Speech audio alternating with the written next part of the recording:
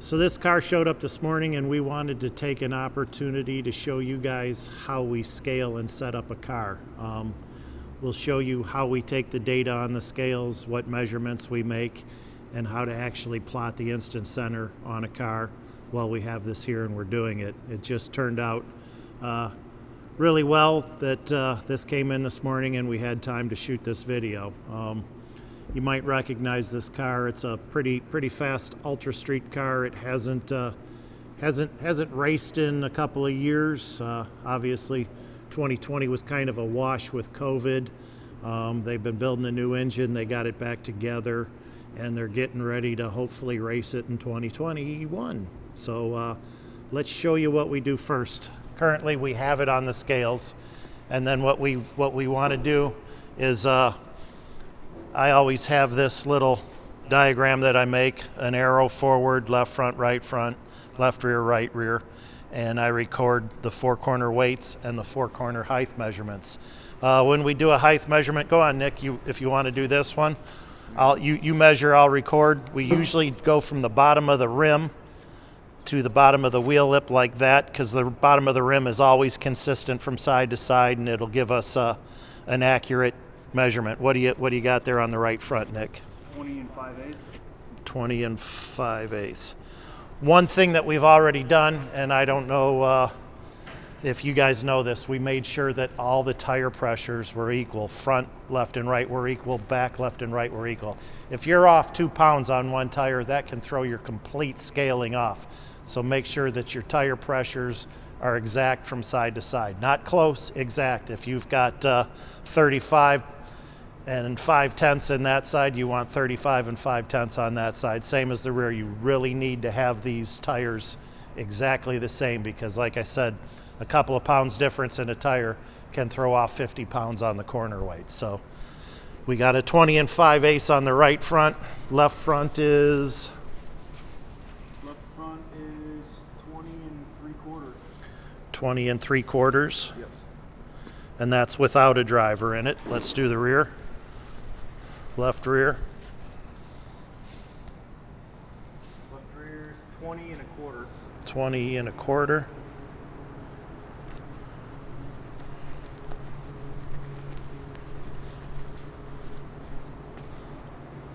We're 20 and 7/8 on this one. 20 and 7/8.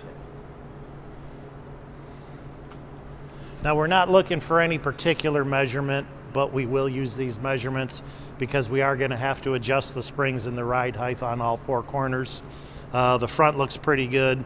We've got 3/16 of a difference between left to right, and there is no driver in the car.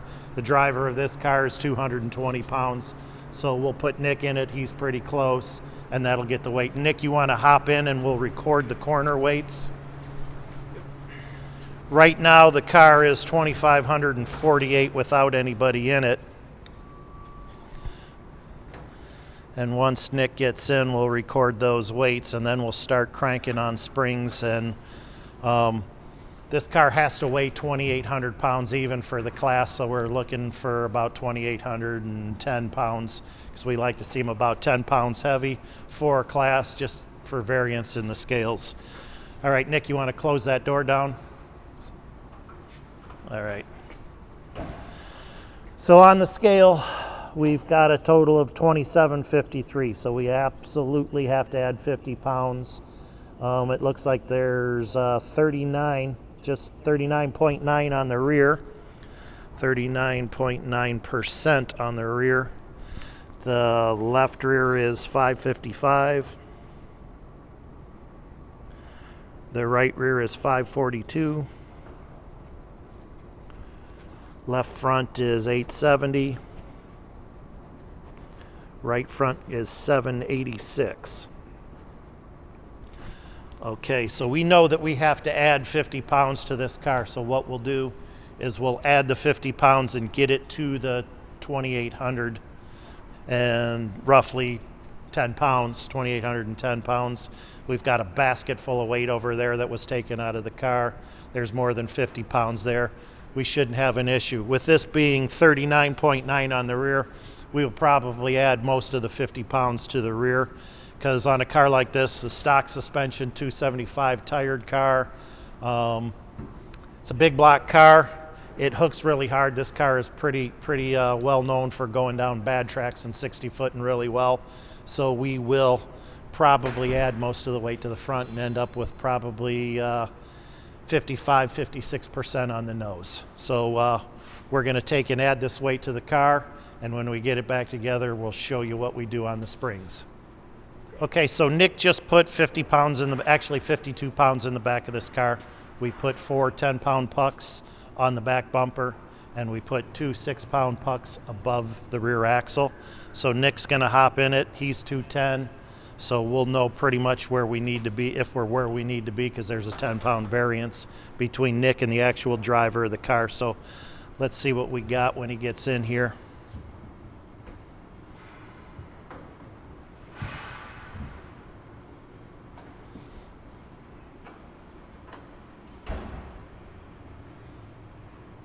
So we're at 2808. Wiggle around a little bit, Nick. Just wiggle back and forth, make sure everything's set. Okay, that's good. 2808 it settles out at. I set this car up last time probably about 2.5, 3 years ago, and it still looks pretty good. We've got a little bit of issue with the left front seems a little bit heavy. It's in our range. I like to see it within 90 pounds. Ideally 75 to 90 pounds heavier on the left front than the right front. And I like to see the right rear about 10 to 15 pounds heavier than the left rear. So right now we're 586 and 582, so we'll probably crank the anti-roll bar and add that 10 pounds of preload, and it should do for us what we need it to do. We may have to, yeah, we're probably, because the left rear is actually 5/8 of an inch lower than the right rear, we're probably going to lower this spring a little bit, and that will help, because usually when you work on springs, if you raise, you add preload to this corner, but it also affects the opposite corner of a rate of about 40%. So if we put 100 pounds of preload in this corner, we'd pick up about 30 to 50 in that corner, average about 40 in the opposite corner.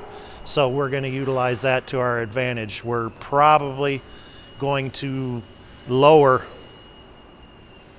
the right rear about 1/2 of an inch, and then what we'll do once we get that, we'll rescale it, make sure we're where we need to be, and then we'll get it up on the hoist, and we'll take the measurements to plot out the instant center. So we got Nick underneath the car right now. He's lowering the right rear spring about 1/2 of an inch. Should take him a couple of seconds to do that. We figured we were about 3/4 of an inch or 5/8 of an inch too high. We want to do it a little bit at a time. So we just figured we'd drop this side 1/2 inch and see what it does to our corner weights. So we'll come back in a few seconds and show you what it did. Okay, so we lowered the right rear 1/2 inch on the coil spring. And what it did is it brought our front weights a little bit further, or a little bit closer into the zone that I wanted. We're now about 80 pounds difference left to right. We've added 52 pounds to the car. We've got the ride height settled out pretty well. Our percentages were still 41.7% on the rear.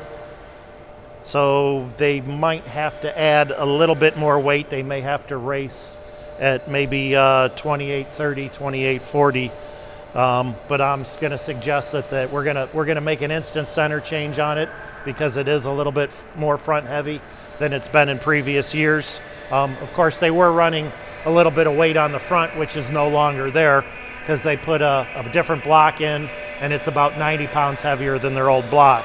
So they were able to take weight off of the front. So now we're just going to go around one more time and check our corner measurements, verify that they didn't get too far out of whack, record them, and then we're going to get it up on the hoist and start making measurements for the instant center. Go ahead. 20 and 3/4. 20 and 3/4, so the left front didn't change. Let's do the left rear.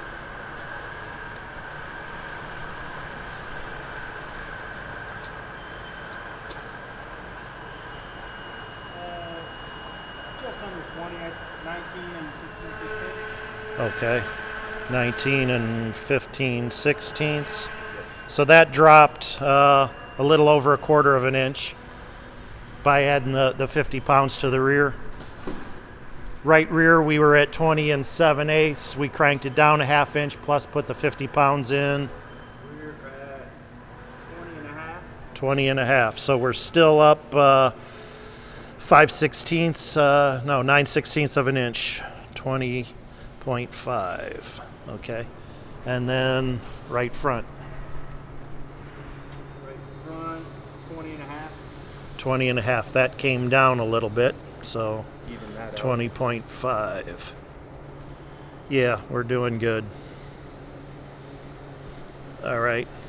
So let's get it off the scales and get it up on the hoist. We'll verify pinion angle, and then we'll start taking measurements to plot out the instant center. We'll show you how to correctly take the measurements on a triangulated 4-link like the Fox body has, and we'll show you one of the easier ways to do it, and then we'll put all that information into the instant center calculator and make our changes from there.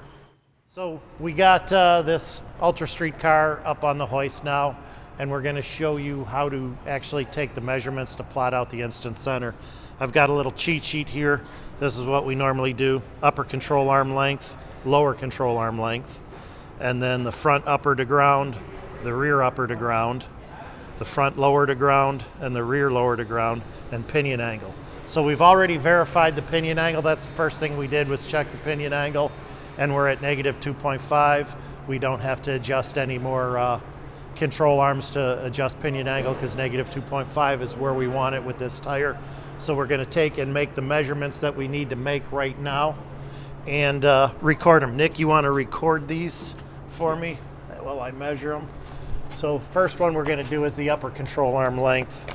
So we want to go from bolt hole to bolt hole on this, and these are some pretty short upper control arms, so typically it's kind of hard to get in there and measure, but do it any way that you can get it in there. And on this one, it looks like we're at 7.5. And just to verify, we'll measure the other one and make sure we're within a 1/16.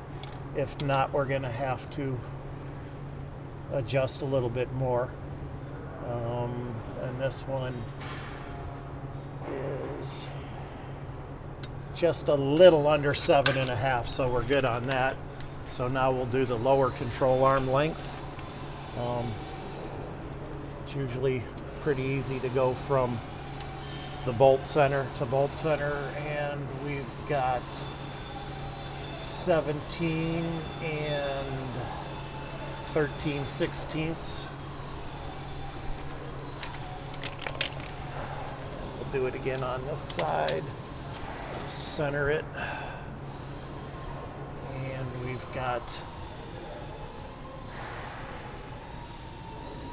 18 and 1/8.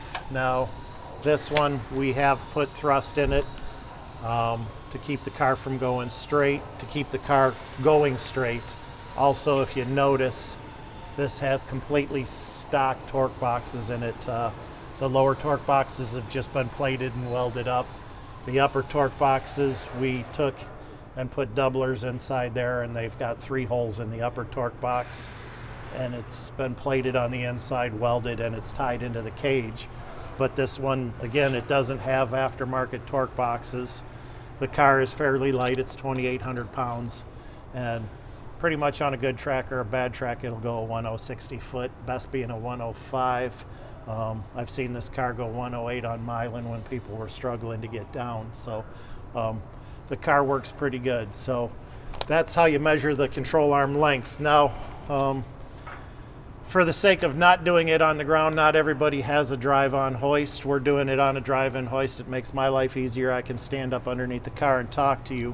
What we did is on the hoist, we took this 5-foot long level and placed it across. So we can move it like if we want to measure the rear upper or the front upper, we can move this, and this simulates ground. The bottom of this level is the same as the bottom of the tires, so we can actually do that. So our front upper measurement, let's come over here to this side so our tape measures straight, and we go from bolt center to the bottom of this.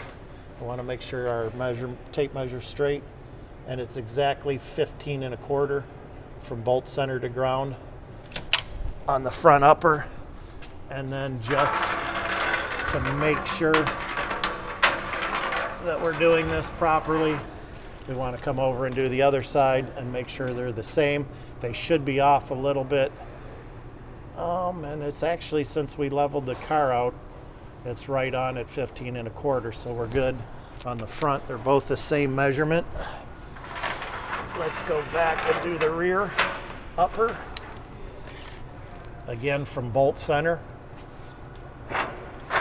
to ground is 17 1/2 on the driver's side.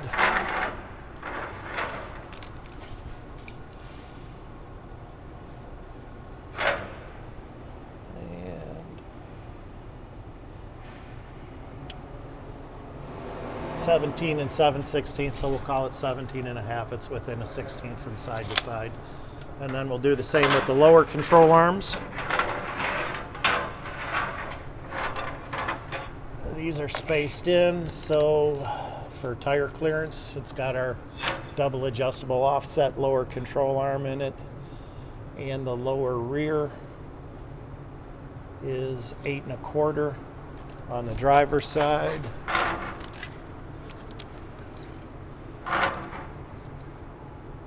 That's a little bit off.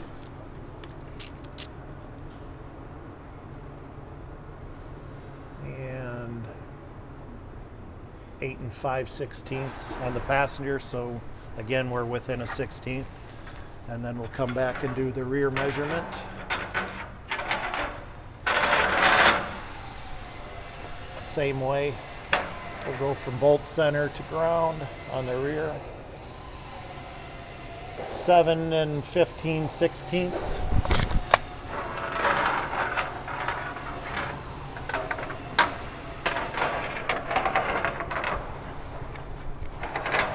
Move this around so I don't have to jump around. And again, we are at 7 7/8, so we're 1/16 off there, so go 7 15/16 on both of those.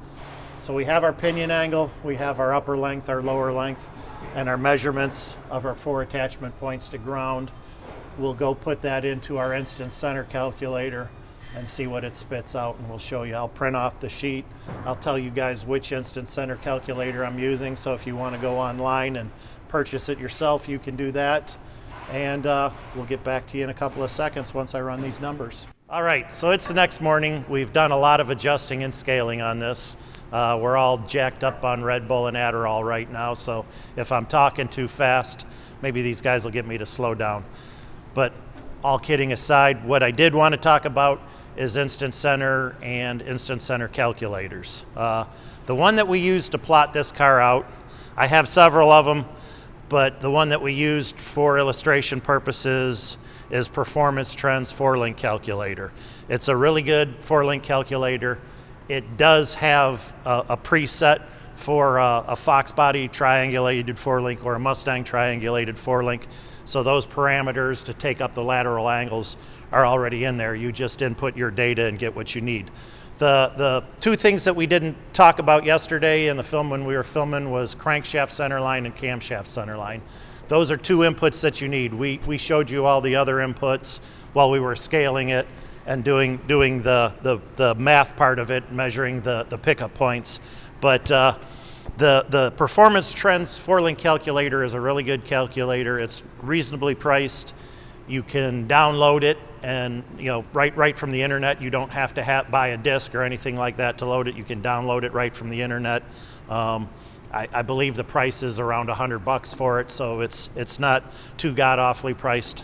And it gives you a pretty good report. If you want to pull in on this a little bit here, Zach, this is the plot that we're going to go to. We were off of this a little bit. This is where we have to make the moves. So when we're done here explaining what this all is, we'll make the move on the 4-link bars. But this has several input datas. You just tab and click on the measurements, and then you can put your bolt hole centers in there, your upper frame and your upper housing bracket, measurement to ground.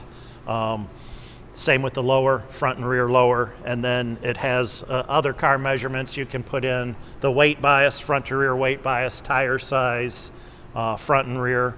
It even allows you to put the color of the car in if you want to. So it's a really good setup for plotting out your 4-link on your Fox body or on a 4-link car. I use this a lot. This is the one that I've got loaded on my laptop. The one on my desktop that I've been using for almost 20 years is something that somebody designed for me, and it's a little bit more elaborate, but you guys will never be able to get your hands on something like that because I have the only one in existence. So we wanted to go over that, and again reiterate a simple scale sheet and corner measurements. We took this yesterday, and then we have to come underneath here and make a minor change to the lower 4-link bars to get our instant center. Now, without giving too much away, the instant center is in the 32-33 inch range on this car. We made it a little bit longer because he has a little bit more front bias now. There's a little bit more front weight. The anti-squat value is 138. So basically all these guys will need to do, they won't have to make any bar changes. They can change weight bias front to rear. They can pull a little bit of weight off the front or add a little bit more weight to the rear. And shock adjustments, actual a ½ inch of ride height change will change the instant center, and that's also on that instant center calculator. There's a function to change the ride height. So you can change the ride height, and that only changes the pickup points on the body. So you can put in a calculation, change the ride height a ½ inch, and it'll bring the brackets up a ½ inch. So it's a really good calculator. It definitely gets the job done, and for the price you can't beat it. So you guys want to check out Performance Trends for your instant center calculator. So now we're going to have Nick make a couple of minor changes on the 4-link, and then we're going to throw it back on the scale just to make sure nothing moved. Our corner weights are really good. We'll probably put about a 1/4 turn of preload in the passenger side anti-roll bar, and these guys will be ready to go test. Okay, so now we've made all the adjustments. The car's back on the ground, back on the scales. For the sake of time, we didn't show you all the adjustments that we made. It'd take 2 hours or 3 hours of video watching us go around to all 4 corners and make adjustments on the springs, and we'd probably lose you guys halfway through the video. Nobody would want to sit there and watch a video for 2 hours of us adjusting springs. So obviously this is edited to just give you the takeaway points that you need to properly scale and set up your car. Again, we made the adjustments. Our corner weights are a little bit off after making the movements. We're probably going to have to make an adjustment on the left front spring and put a little bit of preload in the anti-roll bar, but it's all done. So remember, write your scale numbers down before and after so that you can verify them.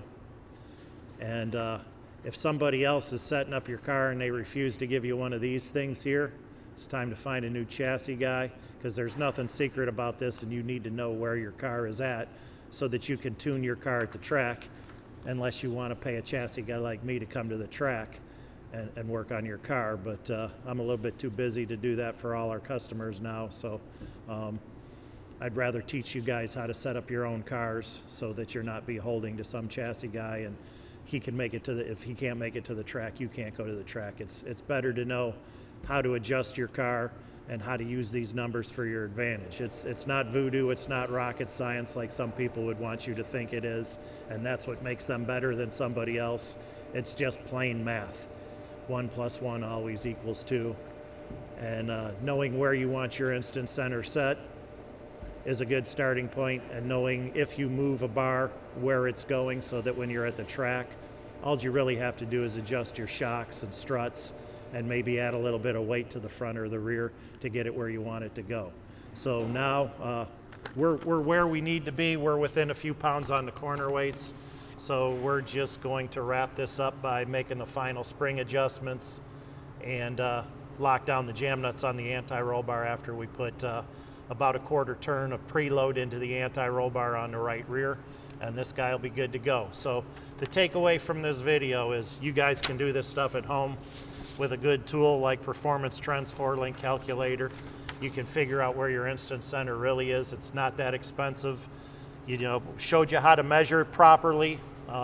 You can do the same thing on the ground. It doesn't have to be on a hoist. You can do it on the ground with a set of setup blocks.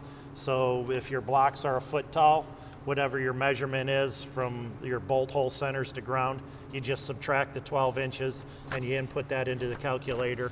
You input the front and rear weight biases. That's why we always scale the car first, so we know exactly how much is on the front and exactly how much is on the rear, because that lets us know where our instant center is in relationship to the center of gravity and the center of mass in the car. So that being said, we're gonna wrap this on up. I hope you got some takeaways from this that you can use to set up your own car at home.